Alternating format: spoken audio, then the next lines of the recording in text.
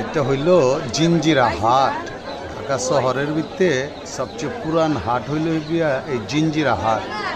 জিঞ্জিরা হাট কয়েকশো বছরের ঐতিহ্যবাহী হাট। এই হাটে আপনারা পাইবেন ছাগল, কবুতর, পাখি, হাঁস মুরগি সবই পাইবেন। তবে ভাই কথা হইল গিয়া এই হাটে আইতে হইলে আমি জিঞ্জিরা বাজার আইতে হইব, নদীর পাড়ে জিগাইলে হইব যে জিঞ্জিরা হাট কোনটা।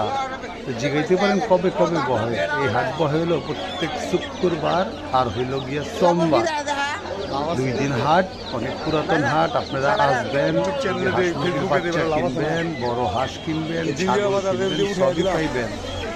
নদীর হাওয়া খাইতে পারবেন, সাথে লাল চা।